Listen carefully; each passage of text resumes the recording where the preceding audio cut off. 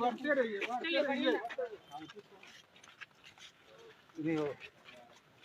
कोई गम है तुमको? कोई गम नहीं, कोई गम नहीं है। कोई गम है तुमको? हमको तो बहुत गम है। चेहरे पे हंसी है। तो व्यक्ति साइन दिखा रहे हो?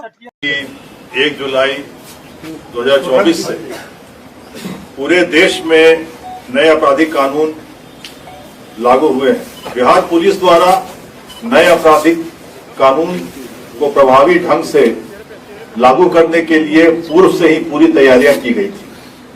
निरंतर विभिन्न चरणों में प्रशिक्षण कराया गया था। नए आपराधिक कानून में वैज्ञानिक साक्ष्य संकलन पर विशेष महत्व दिया गया और अनुसंधानकर्ताओं को विधि विज्ञान एवं वैधानिक साक्ष्य संकलन के संदर्भ में भी विशेष रूप से प्रशिक्षित किया।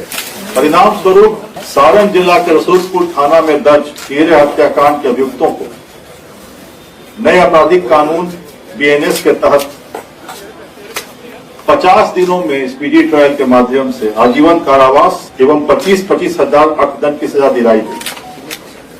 नए आपराधिक कानून के अंतर्गत यह राज्य में पहली गंभीर सजा है।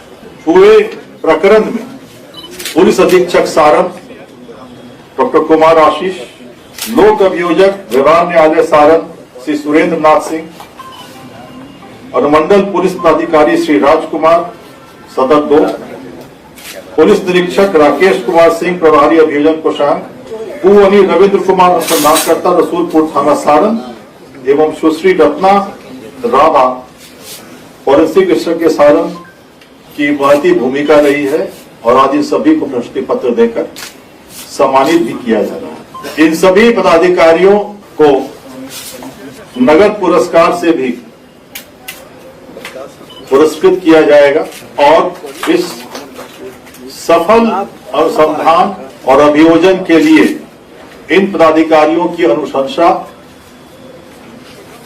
केंद्रीय गृह मंत्री पदक के लिए भी की जाएगी तथा सोनपुर मेला में जो राजकीय स्तर पे जो पुरस्कार कार्यक्रम आयोजित होता है उसमें भी इन्हें पुरस्कृत किया जाएगा।